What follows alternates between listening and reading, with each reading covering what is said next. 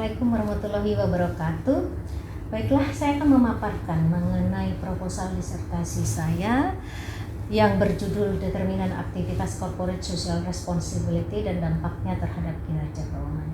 Sebelumnya, perkenalkan terlebih dahulu, saya adalah mahasiswa program Dr. Ilmu Manajemen di Fakultas Ekonomi dan Bisnis Universitas Persada Indonesia YAI. Nama saya Nelly Masnila, NIM 1966-37005. Pokok bahasan pada slide ini terdiri dari 4. Yang pertama itu terkait dengan pendahuluan, yang kedua itu terkait dengan tinjauan teori dan penelitian terdahulu, yang ketiga itu membahas mengenai kerangka pemikiran dan hipotesis, dan yang terakhir metode penelitian yang digunakan. Untuk pendahuluan, sebagaimana kita ketahui saat ini entitas bisnis itu merupakan kekuatan modal, dan kekuatan modal itu melahirkan kekuatan yang besar pula. Kekuatan besar tadi ternyata mampu mempengaruhi keberlangsungan hajat hidup masyarakat banyak, bahkan juga terhadap lingkungan sekitarnya. Selanjutnya, di beberapa negara berkembang, kekuatan besar dari entitas bisnis itu bahkan dapat mempengaruhi pengambilan regulasi, baik itu regulasi ekonomi maupun regulasi politik sebuah entitas negara yang berdaulat. Nah, pesatnya perkembangan modal dari korporasi dari tahun ke tahun itu ternyata diikuti pula oleh adanya degradasi lingkungan dan permasalahan sosial. Degradasi lingkungan, permasalahan sosial itu kemudian menciptakan tuntutan dan konsekuensi logis agar korporasi turut pula memperhatikan hak asasi manusia dari lingkungan sekitarnya, hak asasi para pekerjanya, hak ulayat maupun komitmen terhadap pelestarian lingkungan hidup. Aktivitas corporate social responsibility yang dilakukan oleh perusahaan itu merupakan suatu upaya yang dilakukan oleh korporasi untuk menunjukkan bentuk tanggung jawab sosial perusahaan terhadap lingkungan dan masyarakat sekitar.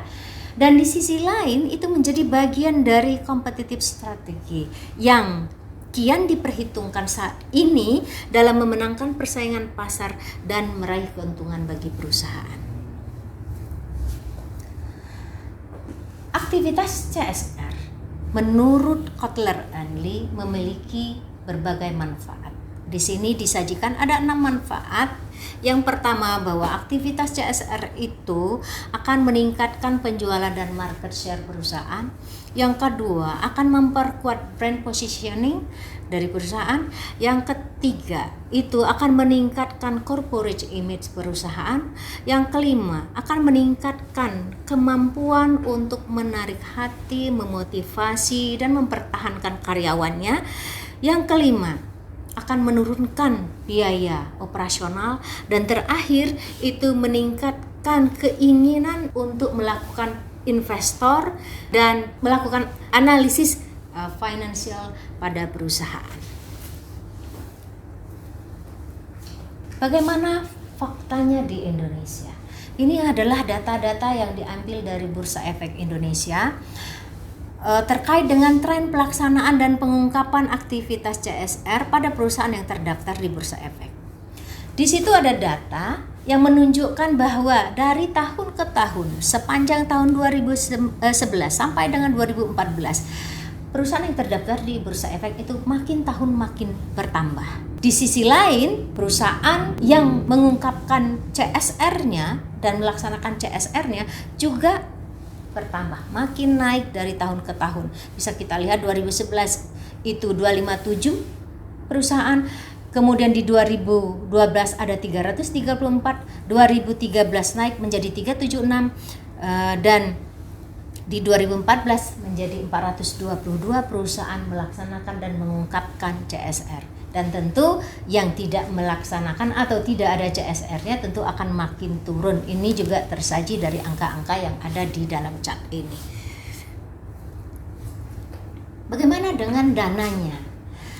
Di sini disajikan dana aktivitas CSR yang dikucurkan untuk periode 2012-2014. Bisa dilihat di 2012 ada sekitar 3,9 triliun, di 2013 naik menjadi 5,0 triliun, naiknya sekitar 28,25% dari tahun 2012. Kemudian dari 5,0 triliun di 2013 meningkat menjadi 9,0 triliun itu di 2014, yang kalau kita lihat persentasenya itu meningkat 80,99% dari tahun sebelumnya 2013. Tadi pada slide sebelumnya terlihat data bahwa perusahaan yang melaksanakan dan mengungkapkan CSR makin naik. Dana aktivitas CSR yang dikucurkan dari tahun ke tahun makin naik. Karena bagaimana dengan kinerja keuangannya? Kinerja keuangan dari data 2011 sampai 2014 itu menunjukkan bahwa ternyata kinerja keuangan yang dilihat menggunakan return on asset-nya makin turun. 2011 rata-rata 5,37, 2012 rata-rata 4,77 maaf.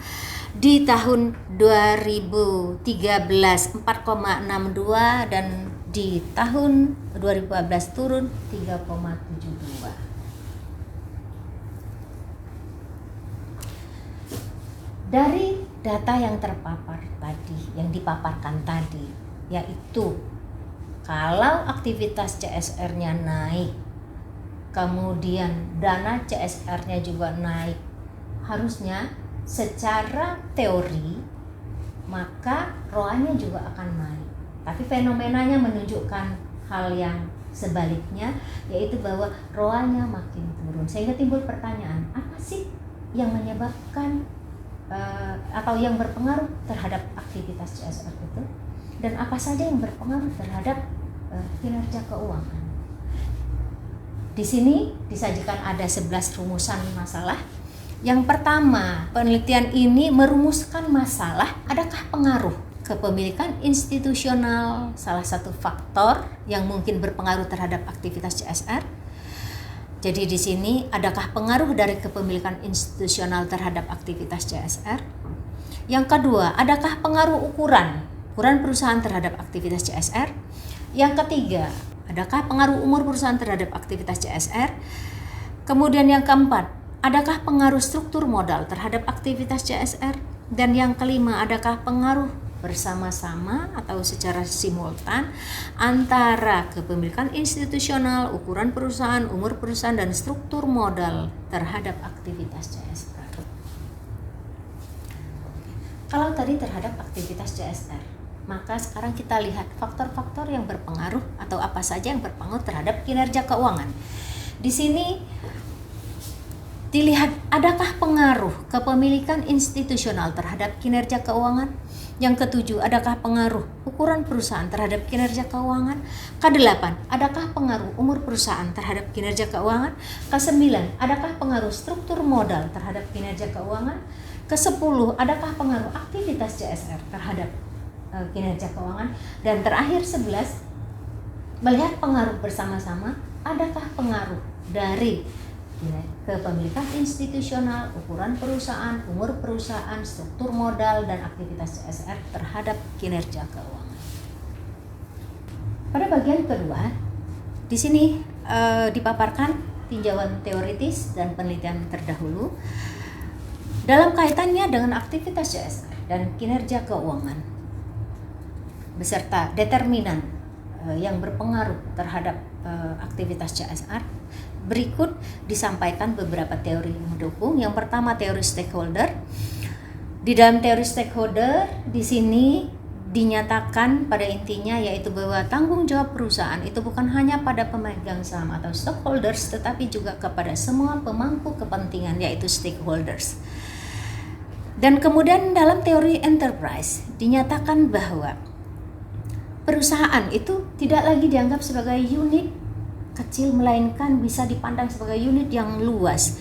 Sehingga berdasarkan teori ini dinyatakan bahwa keuntungan yang diperoleh perusahaan itu bukan semata-mata hasil dari kegiatan atau pelaksanaan yang dilakukan oleh manajer, tetapi juga oleh karyawan, oleh masyarakat dan lingkungannya. Berikutnya adalah teori kontrak sosial. Di dalam teori kontrak sosial dinyatakan bahwa ada kesepakatan antara pemangku kepentingan dengan perusahaan untuk menyeimbangkan hak dan tanggung jawabnya masing-masing. Dengan kata lain, di sini ada kontrak sosial antara perusahaan dengan masyarakat di sekitarnya yang didasarkan dengan adanya kebutuhan dan ekspektasi jangka panjang yang menguntungkan bagi kedua belah pihak, baik perusahaan maupun masyarakat di sekitarnya. Kemudian teori yang berikutnya adalah teori instrumen. Dalam teori ini dimuat mengenai tujuan untuk mencari nilai atau value seeking atau long term values maximization sebagai tujuan utama, dan bahwa pada saat yang bersamaan tujuan ini digunakan sebagai kriteria dalam transaksi di antara para pemangku kepentingan, yaitu perusahaan dan semua stakeholders-nya. Teori berikutnya, teori legitimasi. Legitimasi dianggap penting karena menjadi faktor yang strategis sebagai perkembangan perusahaan ke depan.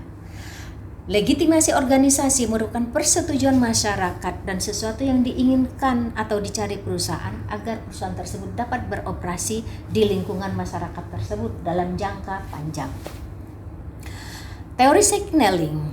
Teori signaling menyatakan bahwa pada dasarnya informasi yang dikeluarkan oleh perusahaan merupakan pertanda, merupakan sinyal yang mengandung nilai-nilai yang penting yang pada gilirannya akan direspon oleh pihak-pihak yang berkepentingan terhadap perusahaan.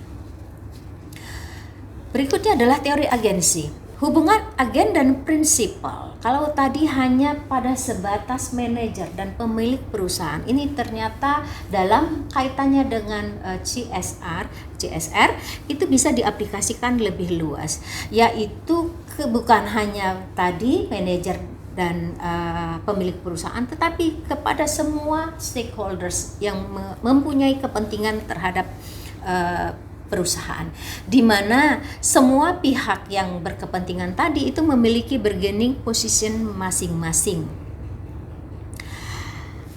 Dan kemudian berikutnya lagi transaction cost economics theory yang memberikan penekanan bahwa organisasi itu bersifat rasional dan merupakan solusi yang efisien dalam mengelola hubungan antar organisasi tersebut dengan lingkungan. Selanjutnya, teori struktur modal.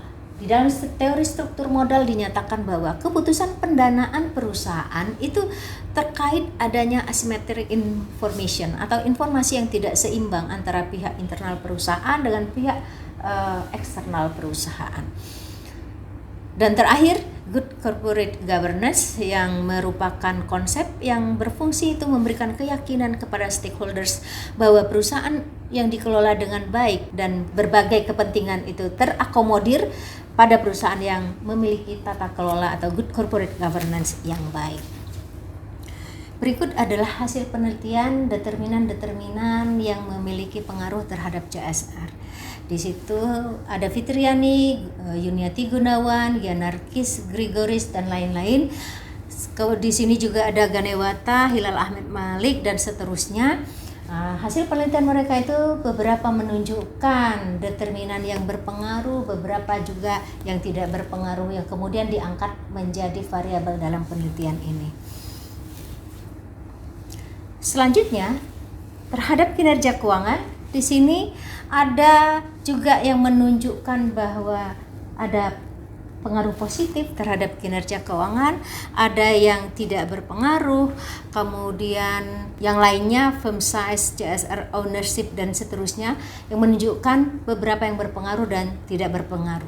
Berdasarkan beberapa penelitian tadi, kemudian disusunlah kerangka pemikiran dan hipotesis. Di sini Ada 11 kerangka hipotesis yang diajukan dalam penelitiannya ini. Yang pertama, hipotesisnya yaitu bahwa kepemilikan institusional berpengaruh positif terhadap aktivitas CSR. Hipotesis kedua, ukuran perusahaan berpengaruh positif terhadap aktivitas CSR. Hipotesis ketiga, umur perusahaan berpengaruh positif terhadap aktivitas CSR. Hipotesis yang keempat, struktur modal berpengaruh negatif terhadap aktivitas CSR.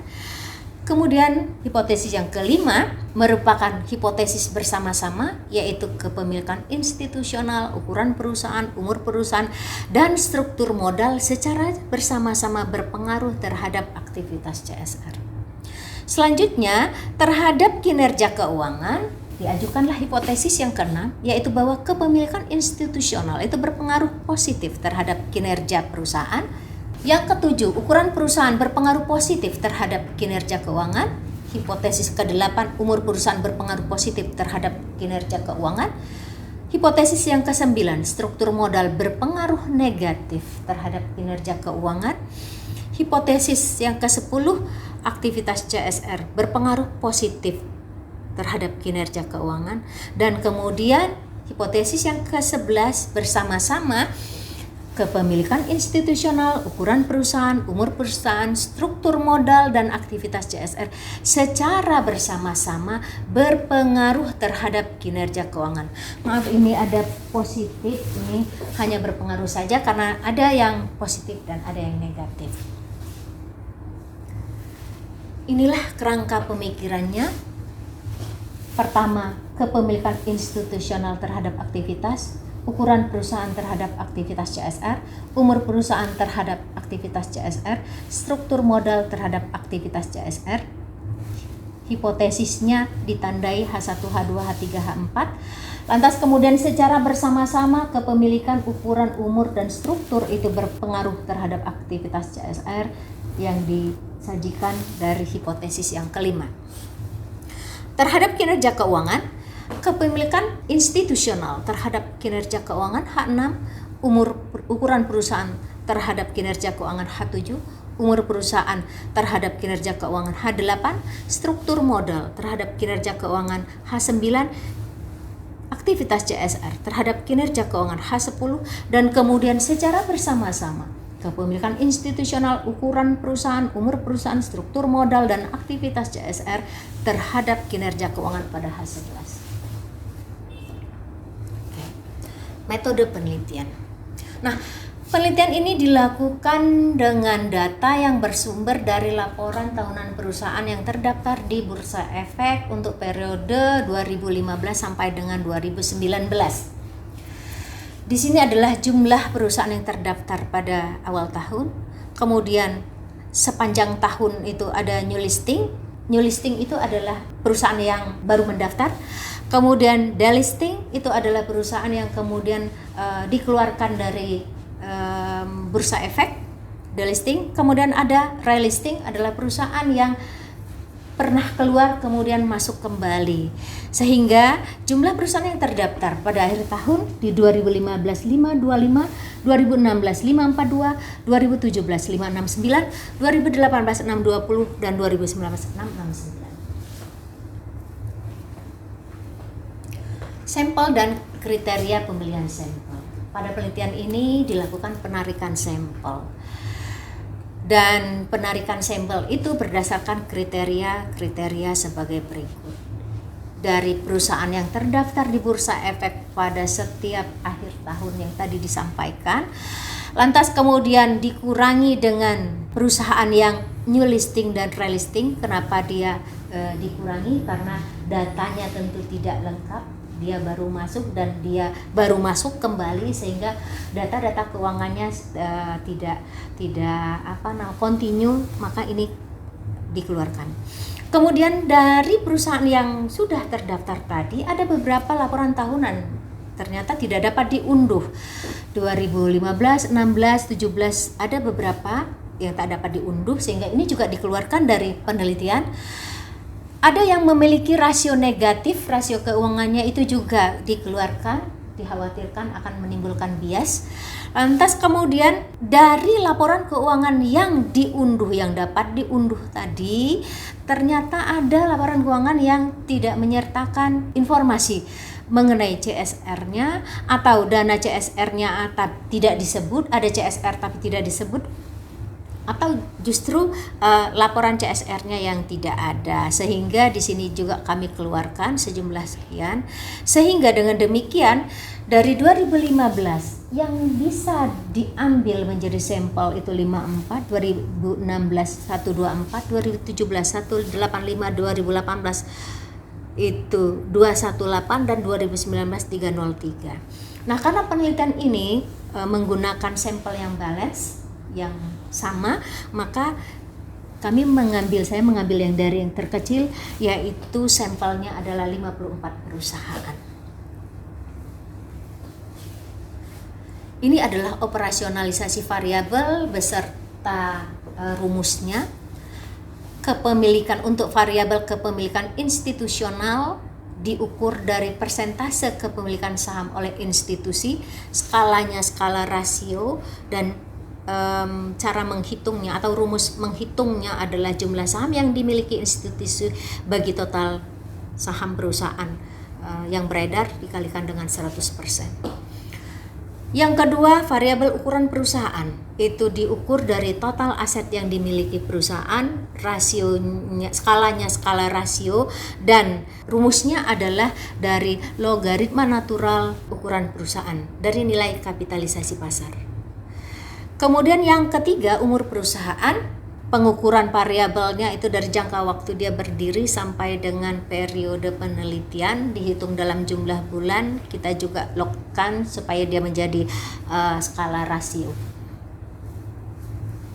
Yang keempat, struktur modal, itu perbandingan total utang terhadap total aset, rasio. Ini rumusnya, total utang per total aset kali 100%.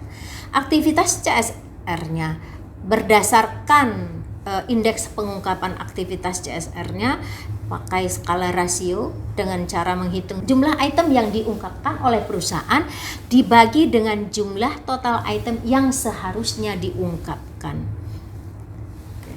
Kemudian yang terakhir, kinerja keuangan. Di sini diambil return on asset atau ROA, perbandingan laba setelah pajak dengan aset perusahaan, skalanya rasio. Cara rumusannya laba setelah pajak bagi total aset perusahaan kalikan dengan 100%.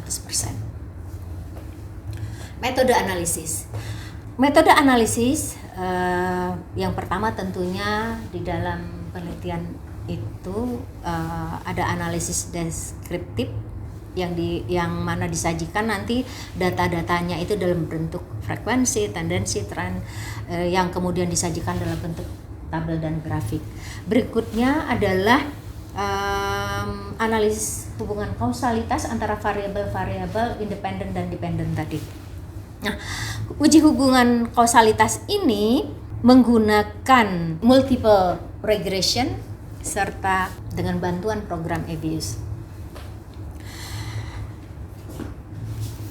Data yang dimiliki adalah data panel dan penggunaannya menggunakan teknik estimasi data panel.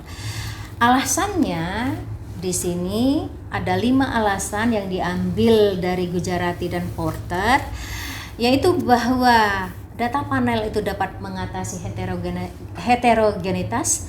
Yang kedua, memberikan lebih banyak informasi, lebih banyak variasi, sedikit kolineritas antar variabel, lebih banyak degree of freedom, dan lebih efisien. Yang ketiga, data panel itu paling cocok untuk mempelajari dinamika perubahan karena observasinya cross section yang berulang-ulang. Lantas yang keempat, paling baik untuk mendeteksi dan mengukur dampak yang secara sederhana mungkin tidak bisa dilihat pada data cross section saja atau data time series saja. Yang terakhir, yang kelima, dapat meminimumkan bias yang bisa terjadi jika mengagregasi individu-individu atau perusahaan-perusahaan ke dalam agregasi yang besar. Jadi ini model penelitiannya, kepemilikan institusional, ukuran, umur, struktur terhadap aktivitas CSR, dan kemudian kepemilikan institusional, ukuran, umur, struktur modal terhadap dan aktivitas CSR terhadap kinerja keuangan. Metode analisis dan pengujian hipotesis. Di sini ada persamaan strukturalnya, ada dua. Yang pertama, untuk melihat pengaruh dari masing-masing variabel independen, yaitu kepemilikan institusional, ukuran perusahaan, umur perusahaan, struktur modal terhadap CSR, itu menggunakan persamaan struktural yang pertama. Yang kemudian yang kedua, persamaan struktural yang kedua itu untuk melihat pengaruh dari kinerja kepemilikan institusional, kemudian umur perusahaan, ukuran perusahaan, umur perusahaan, kemudian struktur modal serta CSR terhadap kinerja keuangan. Oke. Selanjutnya, analisis regresi berganda. Tadi karena data panel, maka kami menggunakan koefisien regresi data panel dengan estimasi 3 model. Di sini model common effect, model efek tetap atau fixed effect model, dan kemudian model efek random atau random effect model atau RAM. Jadi ada 3 ini, dan masing-masing nanti akan dilihat mana dari 3 model tadi yang fit untuk metode regresi yang digunakan dalam penelitian ini.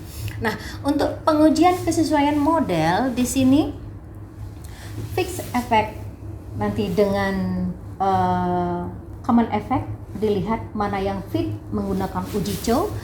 Kemudian fixed effect dengan random effect dilihat mana yang lebih fit nanti menggunakan uji Hussman. Dan selanjutnya antara common effect dengan random effect itu menggunakan uji LM. Kriteria pemilihan modelnya untuk uji Chow di sini di mana H0-nya diasumsikan yang fit adalah common effect model, sementara H1-nya atau H alternatifnya adalah fixed effect model. Kriterianya dilihat dari F hitung dan F tabel. Jika H0 ditolak maka yang model terpilih FEM, jika H0 diterima adalah model CEM. Selanjutnya, setelah didapat model terpilih, nanti akan diuji lagi menggunakan uji Hussman. Uji Hussman itu untuk melihat apakah FEM atau REM yang dipilih. Dengan H0-nya REM, H1-nya atau H alternatifnya adalah yang fixed effect model. Kriterianya dilihat dari statistik Hussman dan nilai kritis dari chi-square-nya. Jika statistik Hussman-nya lebih besar daripada nilai kritis chi-square, maka H0 ditolak, artinya FEM yang dipilih. Sebaliknya, jika lebih kecil maka H0-nya diterima, berarti REM yang dipilih.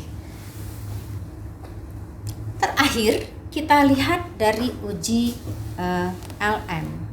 Di sini H0-nya adalah CEM yang fit, H alternatifnya adalah REM yang fit. Nanti dilihat kriterianya dari LM hitungnya dengan chi-square tabelnya, atau dilihat dari p-value dari Bruce-Pagan-nya.